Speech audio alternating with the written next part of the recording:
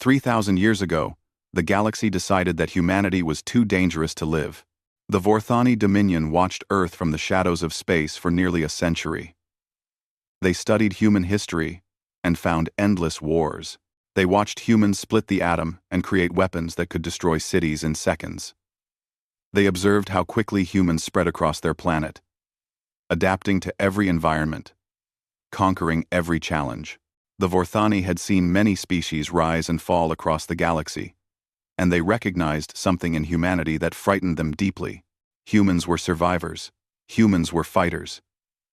Admiral Kethral of the Vorthani War Fleet received his orders on a cold morning in the Earth, year 2157. The message was simple. Eliminate the human threat before it spreads beyond their home system. Show no mercy. Leave no survivors. The attack came without warning. Humanity had just begun to establish small colonies on Mars and the moons of Jupiter.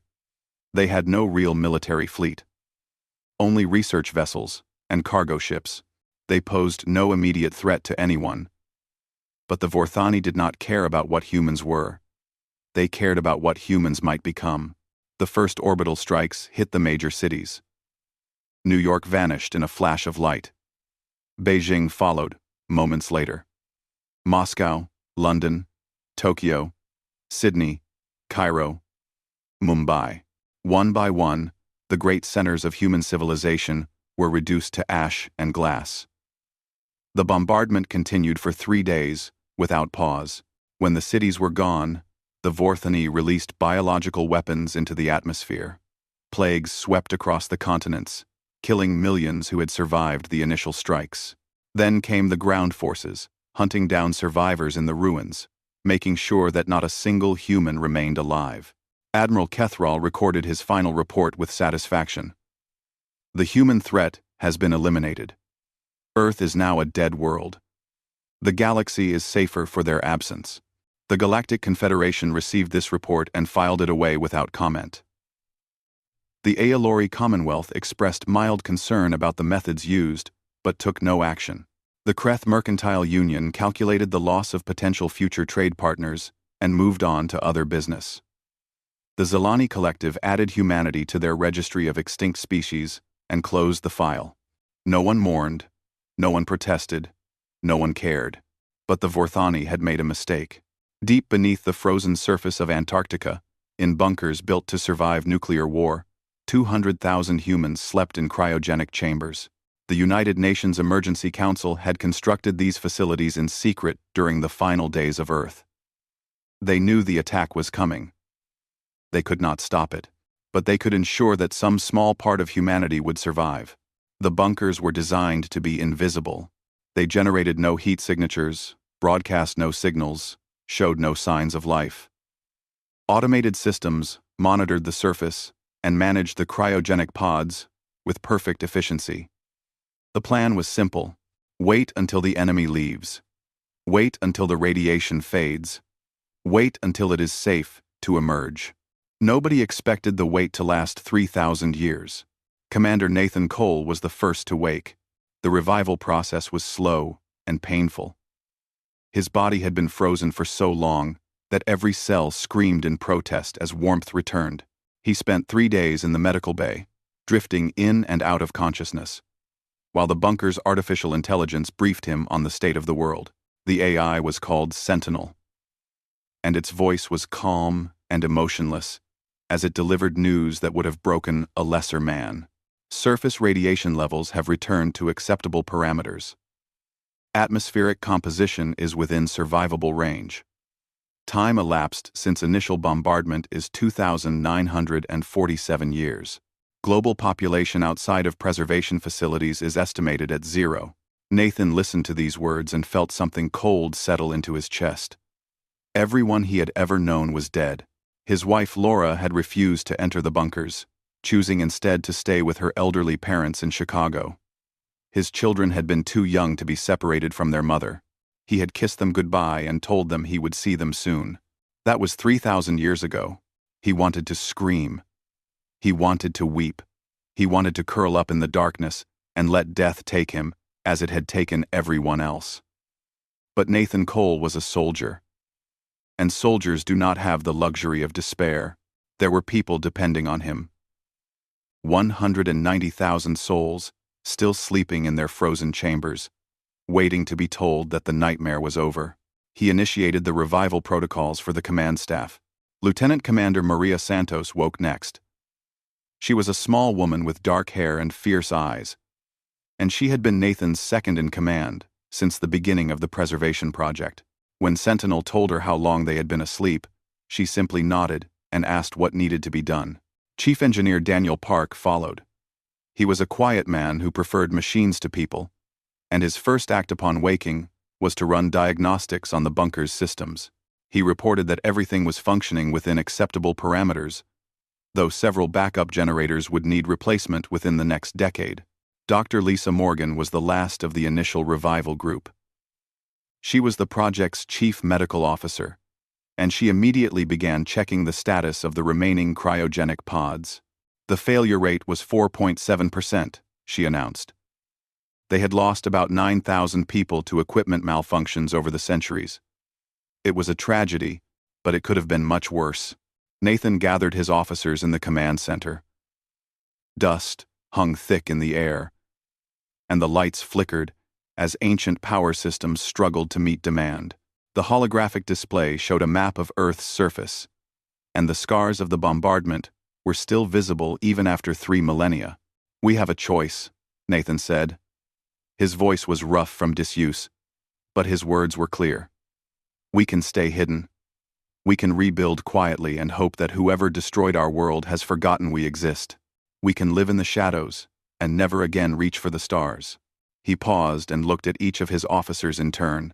"Or we can remember what they did to us. We can remember the 8 billion people who died while the galaxy watched and did nothing. We can build something new from the ashes of the old. And we can make sure that no one ever forgets the name of humanity again." Maria's jaw tightened. "They thought they killed all of us. Then let us show them how wrong they were," Nathan replied. The decision was unanimous. Humanity would not hide. Humanity would not cower. Humanity would rise from the grave and reclaim its place among the stars. The real work was about to begin. Part 2. The long preparation. For 500 years, humanity worked in silence beneath the broken surface of Earth. The bunkers in Antarctica were only the beginning. As more survivors awoke from cryogenic sleep, they discovered that the original planners had thought of everything. Underground tunnels stretched across 3 continents, connecting hidden facilities that contained factories, laboratories, farms, and shipyards. The founders of the preservation project had known that survival alone would not be enough.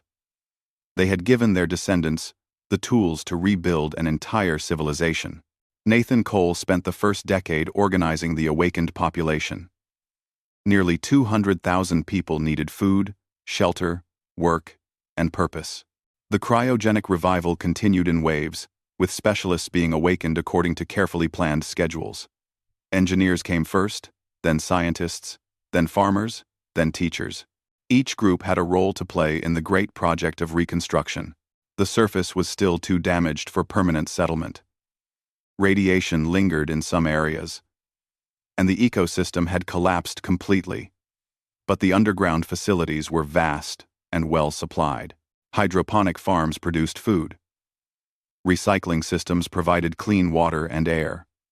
Fusion reactors generated power that would last for centuries. Nathan established a governing council to manage the growing population. He called it the United Earth Republic, a name that honored the fallen nations of the Old World, while looking forward to something new. The council's first official act was to declare a single overriding goal for all of humanity: the construction of a fleet capable of defending Earth against any threat. They would never be caught helpless again. The first generation worked on the foundations. They expanded the underground facilities, built new manufacturing centers, and began developing the technologies they would need for space travel. Nathan Cole did not live to see the first ship completed. He died at the age of 93, surrounded by his officers and friends. Knowing that he had set humanity on the right path, Maria Santos took command after him.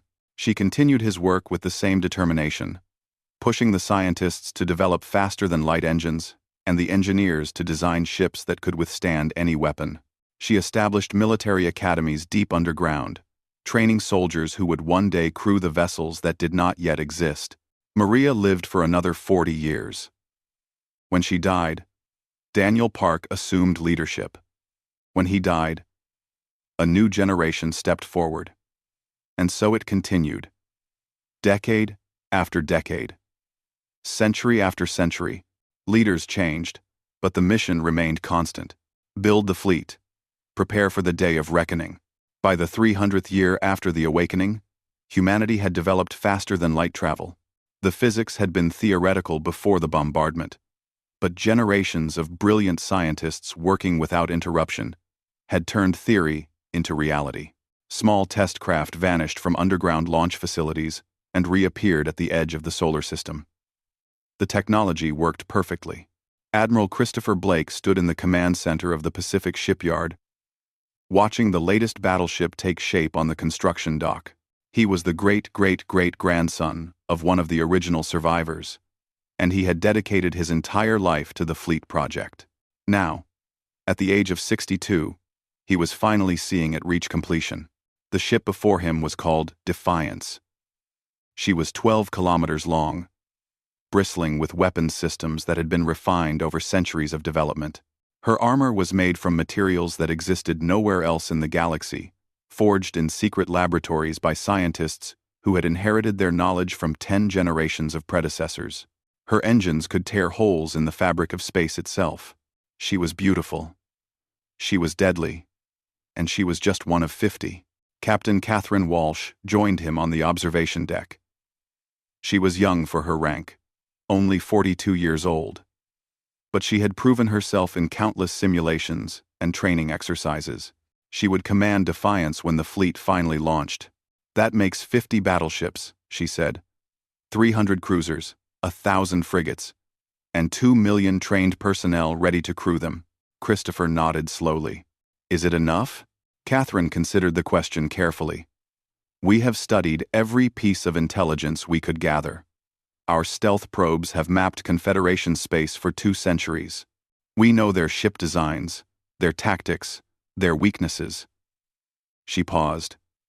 They have no idea we exist. They still think Earth is a dead world. That is our greatest advantage. The intelligence gathered by those probes painted a picture of a galaxy that had grown soft and complacent. The Vorthani Dominion no longer existed. Having collapsed from internal conflicts centuries ago, the Aelori Commonwealth had risen to become the dominant power, but their military was designed for peacekeeping rather than warfare. The Kreeth Mercantile Union cared only for profit. The Zelani Collective had not fought a major battle in 800 years. None of them expected a threat from within their own borders. None of them remembered the species they had allowed to die. Dr. Hannah Cole served as the fleet's chief historian. She was descended from Nathan Cole himself, and she had spent her entire career studying both human history and the records of the Galactic Confederation. She presented her findings to the Admiral in his private office. We are not even in their current databases, she said. They deleted all references to Earth centuries ago. To them, humanity is a footnote in ancient history, a failed species that reached too far and paid the price. She smiled grimly. They have completely forgotten us. Then we will remind them. Christopher replied. The final preparations took another 200 years. The fleet grew larger. The training grew more intense. New technologies were developed and integrated into existing designs. By the time the 500th anniversary of the Awakening arrived, humanity possessed the most powerful military force the galaxy had ever seen. The launch ceremony was held in the great cavern beneath the Pacific Ocean. 2 million soldiers stood at attention as Admiral Blake addressed them for the last time. Our ancestors were murdered, he said. 8 billion innocent people were wiped from existence while the galaxy watched and did nothing. We have spent 5 centuries preparing for this moment. We have built ships that can challenge any fleet. We have trained warriors who fear nothing. We are ready. He paused and looked out at the sea of faces before him. But we do not go forth seeking vengeance. We go to reclaim what was taken from us. We go to show the galaxy that humanity cannot be destroyed. We go to build a future where no species will ever face what we faced. Remember who you are. Remember what we have overcome. And remember that today, humanity rises from the grave. The fleet launched in perfect formation. 50 battleships led the way, followed by cruisers and frigates in precise geometric patterns. They rose through the tunnels that connected the underground shipyards to the surface, emerging into the night sky above a planet that was finally beginning to heal. For a long moment, they hung in orbit around Earth. Then, one by one, they activated their faster-than-light drives and vanished into the darkness between stars. The galaxy was about to receive the shock of its existence. Part 3. Commander Velshan of the Alory patrol vessel Serenity was bored. The Kethran Nebula was one of the quietest sectors in Confederation space. Nothing ever happened here. No pirates raided these shipping lanes, because there was nothing worth stealing. No smugglers hid in these clouds of gas and dust because there was nowhere to go. Velshan had been assigned to this patrol route as punishment for a minor disagreement with his superiors, and he spent most of his shifts counting the minutes until he could return to civilization. His censor officer was equally bored. The young Alory named Tethra had graduated from the academy only 6 months ago, full of dreams about exciting adventures among the stars. Instead, she spent her days staring at screens that showed nothing but empty space. Until today. "Commander," she said, her voice suddenly sharp with alarm. "I am detecting unknown vessels. Multiple contacts." Velshan straightened in his command chair. His 4 delicate arms, a characteristic of the Alory species, moved unconsciously to the controls. "How many?" Tethra's silver skin grew pale. 53. "No, the count is still rising. Commander, there are over 200 ships, and they are all larger than anything in our database." That was impossible. The Alory Commonwealth maintained the largest fleet in the Confederation, and their biggest battleships were only 3 kilometers long. The idea that anyone could have built something larger without the Commonwealth knowing about it was absurd. Then Velshan looked at the view screen, and his world changed forever. The ships emerged from the depths of the nebula like ghosts rising from a grave. They were dark shapes against the glowing clouds of gas, moving in perfect formation with a precision that no Confederation fleet could match.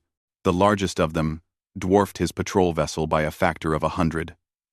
Weapons, arrays covered their hulls, and their engines burned with a light that Velshan had never seen before. He had been a naval officer for 30 years. He had seen ships from every major species in the galaxy, but he had never seen anything like this. A communication request appeared on his console. His hand trembled as he accepted it. The face that filled his screen was unlike any species he knew. Soft features covered in pale skin. 2 eyes set above a straight nose. Hair the color of dark soil. The being wore a uniform of deep blue, with insignia that meant nothing to Velshan. "This is Admiral Christopher Blake of the United Earth Defense Fleet," the being said. Its voice was calm and steady, showing no fear or aggression. "We come in peace, but we are prepared for war. We request immediate communication with your highest governing authority." Velshan struggled to find words. Earth?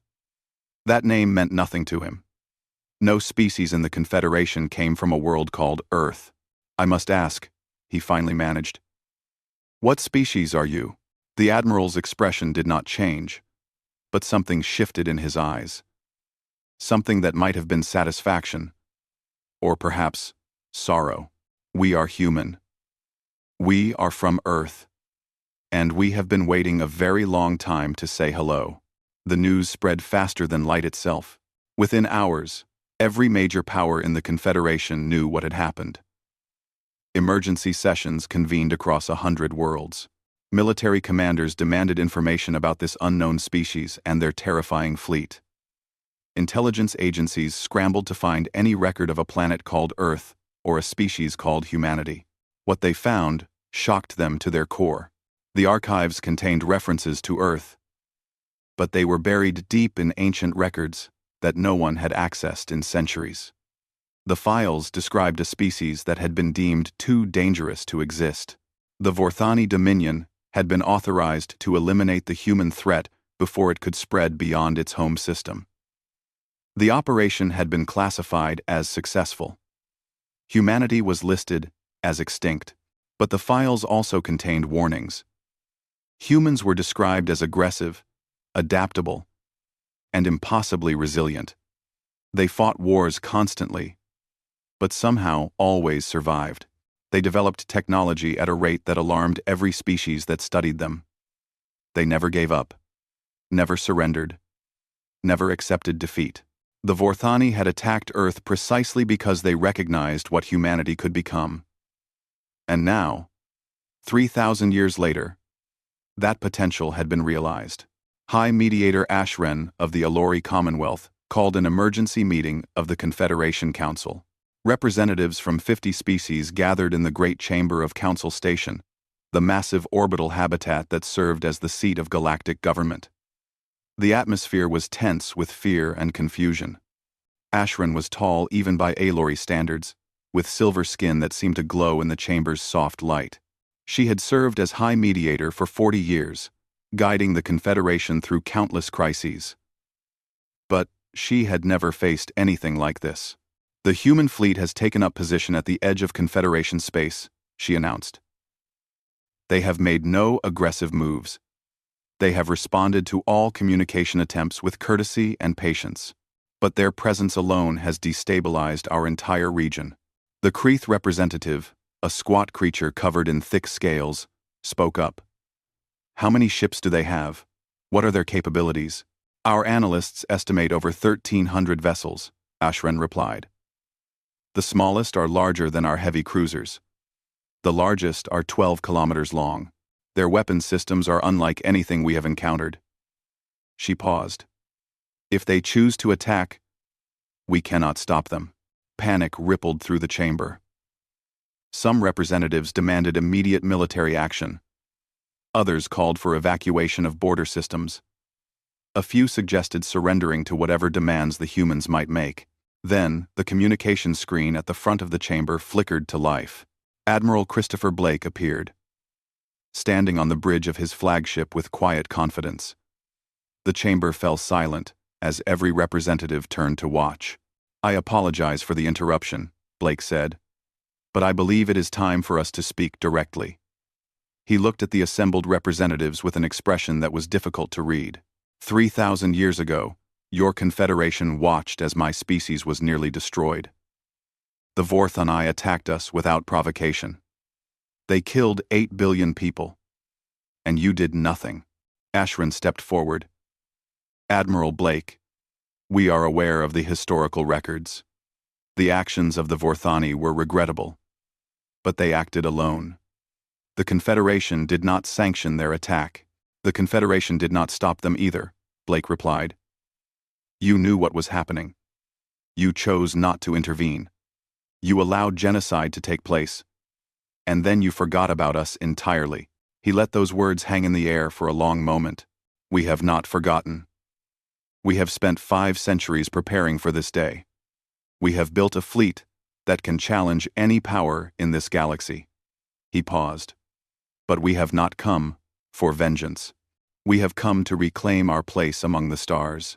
We ask only for 3 things: recognition of our sovereignty, return of our homeworld to our control, and a guarantee that no species will ever again face extinction at the hands of another.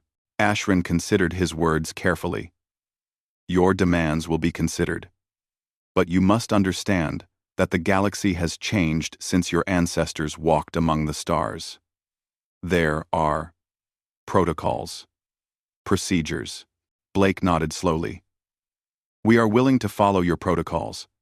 We are willing to wait for your procedures. But we will not wait forever. And we will not disarm simply because our strength makes you uncomfortable. He met Ashren's eyes through the screen. We learned the cost of being weak. We will not pay that price again. The communication ended, leaving the chamber in stunned silence. The negotiations had begun. Part 4. The Reckoning. The negotiations lasted 3 months, and they nearly destroyed the galaxy. The Confederation Council met with the human delegation in a neutral space station constructed specifically for this purpose.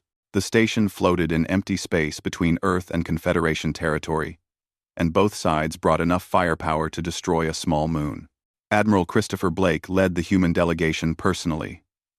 He was accompanied by Captain Catherine Walsh as his military advisor and Dr. Hannah Cole as his historical consultant. They faced a team of diplomats from 12 different species, led by High Mediator Ashren herself. The first 2 months went smoothly. The Confederation agreed to recognize Earth as sovereign human territory. They agreed to formally acknowledge the crimes of the Vorthani Dominion. They agreed to establish diplomatic relations with the United Earth Republic and open trade negotiations. But they could not agree on the fleet. "You must disarm," Ashren insisted during the 14th negotiation session. Her voice was calm, but firm.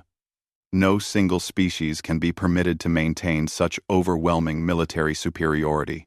It destabilizes the entire galactic order. The balance of power that has maintained peace for centuries depends on no one nation being able to defeat all others combined. Catherine Walsh shook her head. Her dark hair was pulled back severely, and her expression showed no hint of compromise. "With respect, Mediator, the galactic order you speak of allowed 8 billion of our people to be murdered. Your balance of power did nothing to protect them. Forgive us if we do not trust that system to protect us now." The Vorthani acted alone. The Confederation did not sanction their attack. "The Confederation did nothing to prevent it," Catherine replied. "You watched from the safety of your homeworlds while our planet burned.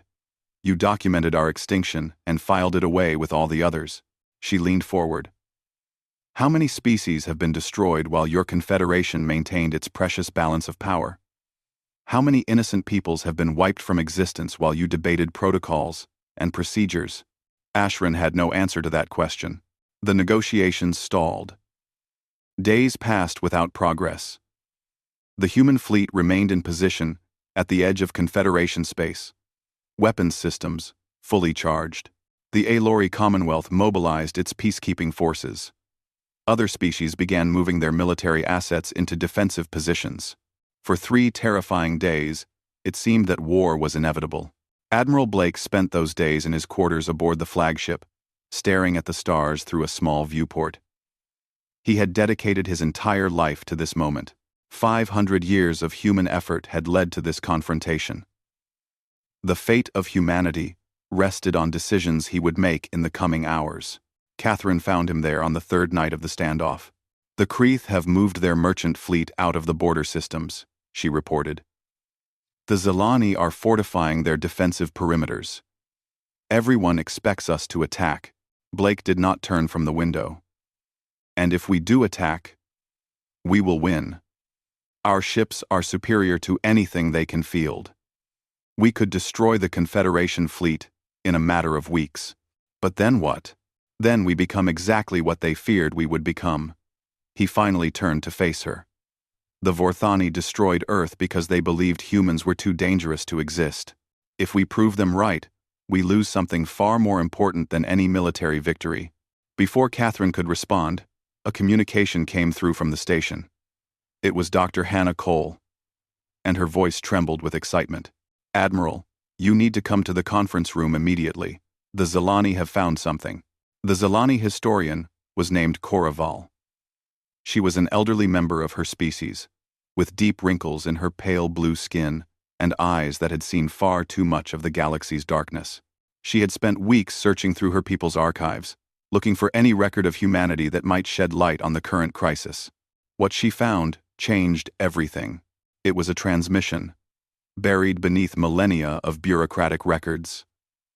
A distress call from Earth, sent during the final days of the Vorthani attack. The message had been received by a Zelani monitoring station and logged according to standard procedure. But no one had ever acted on it. Coraval played the recording for the assembled delegations. The voice that emerged was human, speaking in a language that the translation system struggled to interpret. "Help us. This is Dr. Benjamin Torres of the United Nations Emergency Council. Our planet is being destroyed. Orbital bombardments have devastated our major cities. Biological weapons are spreading through the surviving population. Millions are dead. Millions more are dying. We are not a threat to anyone.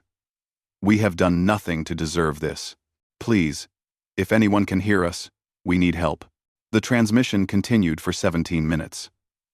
Benjamin Torres described the attack in horrific detail, his voice growing more desperate with each passing moment. He begged for intervention. He promised anything in exchange for salvation. He listed the names of children who would die if no one came to save them. No one came. The recording ended, and the conference room fell silent. Representatives from a dozen species stared at the floor, unable to meet the eyes of the humans sitting across from them. High Mediator Ashren was the first to speak. Her voice was barely above a whisper. We received this message. We documented it. We filed it away, and did nothing. She looked at Admiral Blake with something like shame in her eyes. The Vorthani attacked you, but we allowed it to happen. We heard your cries for help, and we ignored them. Blake listened to the recording 3 times. Each time, he heard the fear in Benjamin Torres's voice. Each time, he imagined what those final days must have been like for the people of Earth. The terror, the desperation, the hope that someone, anyone, would come to save them. No one had come. He stood slowly and addressed the assembled representatives. An apology does not bring back 8 billion lives, he said. Words cannot undo what was done. The dead will remain dead, and no amount of regret will give them justice. He paused, and the entire chamber held its breath. But we did not survive for 3,000 years to become destroyers. We did not build our fleet to conquer or enslave. We built it because we never wanted to feel helpless again. He looked at Ashren. You ask us to disarm. We cannot do that. But we can promise that our weapons will never be used for aggression. We can promise that our fleet will defend those who cannot defend themselves. Ashren considered his words. And what guarantee do we have that you will keep this promise? Blake almost smiled. You have the same guarantee you have always had with every species in this galaxy. Our word. And the hope that we mean what we say. He turned to face the entire assembly. We are not asking you to trust us.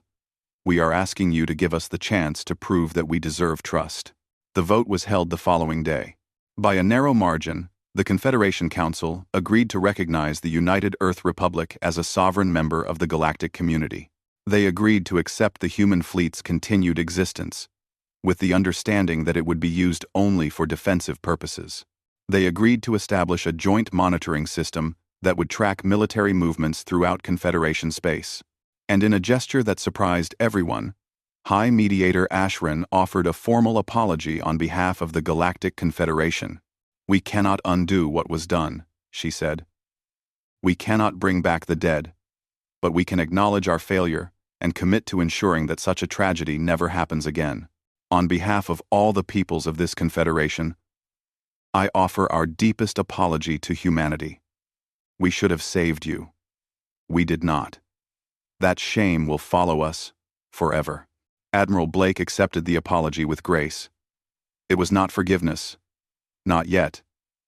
But it was a beginning. He ordered the fleet to stand down. Part 5. A New Dawn. 10 years after first contact, humanity had changed the galaxy forever. Earth was healing. Terraforming technology provided by guilty Confederation species accelerated the restoration process. Forests spread across continents that had been barren for 3,000 years. Rivers flowed through channels that had been choked with ash and debris. Animals were reintroduced from genetic samples preserved in the underground bunkers. And slowly, carefully, the ecosystem began to recover. Cities rose from the ruins of the old world. They were not built on the graves of the ancient metropolises, but in new locations, chosen for their strategic value and natural beauty. The capital of the United Earth Republic was established on a peninsula overlooking the Pacific Ocean, where the morning sun painted the water in shades of gold and orange. The population grew. Children were born under open skies for the first time in 5 centuries. They played in parks and swam in lakes and looked up at the stars without fear. They learned about the long darkness their ancestors had endured, but they did not carry the same weight of grief and anger. They were the first generation of a new humanity, shaped by hope rather than trauma. But the Republic did not forget. The fleet remained. Admiral Christopher Blake, now serving as President Blake, maintained the military strength that had brought humanity back from the edge of extinction. New ships were built to replace aging vessels. New technologies were developed and integrated into existing designs. The academies continued to train soldiers who understood both the horror of war and the necessity of strength. Some in the Confederation complained. They argued that humanity's military power was excessive, that it threatened the balance they had worked so long to maintain. President Blake listened to their concerns with patience and then politely refused to change course. "We will never again be helpless," he said in an address to the Confederation Council. "We will never again watch our children die while others debate whether to help us. Our fleet exists not because we wish to conquer, but because we refuse to be conquered. That is not a threat. It is simply who we are." Captain Catherine Walsh had risen to the rank of admiral. She commanded the Rapid Response Fleet, a force of 100 vessels that patrolled the borders of Confederation space and responded to emergencies throughout the galaxy. Her ships were always the first to arrive when disaster struck, whether the cause was natural or deliberate. When a rogue faction threatened to destroy the Pellerin homeworld, Catherine's fleet arrived within hours. The aggressors had expected weeks to complete their assault before anyone could intervene. Instead, they found themselves facing human battleships, with weapons charged and targeting systems locked. The faction surrendered without firing a shot. When a massive earthquake devastated the Kreeth colony of New Prosperity, human relief ships appeared before the Kreeth government could even assess the damage. Medical teams deployed to the surface, bringing supplies and expertise that saved thousands of lives. The Kreeth had never asked for help. Humanity had simply decided to give it. These actions did not go unnoticed. Species that had once feared humanity began to reconsider their opinions. The humans were powerful. Yes. Their fleet was terrifying. But they used that power to protect, rather than to conquer. They asked for nothing in return for their assistance. They simply helped, because helping was the right thing to do. President Blake announced the Extinction Prevention Compact during his address to the Confederation Council on the 10th anniversary of First Contact. "No species should ever face what we faced," he said. "No world should burn while others watch and do nothing. From this day forward, the United Earth Republic pledges to defend any species threatened with extinction, regardless of their membership in the Confederation, regardless of their political alignment, regardless of whether they can ever repay us." He paused and looked around the chamber at representatives from 50 different species. "We know what it feels like to be alone in the darkness. We know the despair of crying out for help and hearing only silence. We will not allow others to feel that way. If you are threatened, we will come. If you are dying, we will try to save you. This is our promise, and we will keep it until the last human ship falls silent." The compact was signed by 37 species in the first year. By the end of the decade, over 100 had joined. Humanity had become the protectors of the galaxy, the guardians against extinction, the last hope for species that had nowhere else to turn. Dr. Hannah Cole lived to see the 100th anniversary of the Awakening. She was very old by then, her body frail and her movements slow, but her mind remained sharp, and she gave an interview that was broadcast across the entire Confederation. The interviewer was a young Aelori journalist named Velton, who had grown up hearing stories about the terrifying human fleet and the mysterious species that had returned from the dead. "They tried to destroy us because they feared what we might become," Hannah said. Her voice was soft but steady. "The Vorth and I looked at humanity and saw a threat. They saw our wars and our weapons and our endless drive to survive, And they decided that the galaxy would be safer without us. She smiled, and there was something fierce in her eyes, despite her age. They were right to be afraid. We became exactly what they feared. We became a species that would not be broken, that would not surrender, that would rise from the ashes stronger than before. We built ships that could challenge empires. We trained soldiers who feared nothing. We became the most powerful military force in galactic history. Veltan leaned forward. But you did not use that power for conquest. No, Hannah agreed. And that is what the Vorthani failed to understand. They thought that power inevitably leads to domination. They could not imagine that a species might choose to use its strength for protection rather than control. She shook her head slowly. Humans are capable of terrible things. Our history is full of war and cruelty and suffering. But we are also capable of something else. Something that frightened the Vorthani more than all our weapons combined. What is that? Hope, Hannah said. We hoped that the galaxy could be better. We hoped that suffering could be prevented. We hoped that our children would live in a universe where no one would have to experience what we experienced. She looked directly at the camera, and we were stubborn enough to make that hope a reality. The battleship Defiance still flies today. She is a museum now, preserved in orbit around Earth, as a reminder of what humanity endured and what they built from the ruins. School children visit her every day, walking through corridors that once carried soldiers to the edge of war. They touch the bulkheads and wonder at the courage of those who served aboard her. At the entrance to the bridge, there is an inscription carved into a metal plaque.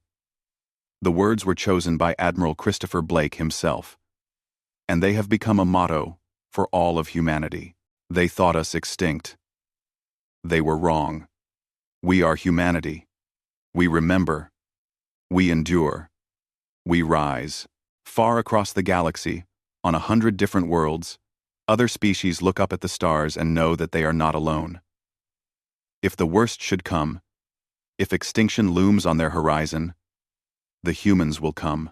The humans always come, because humanity remembers what it felt like to have no one come for them.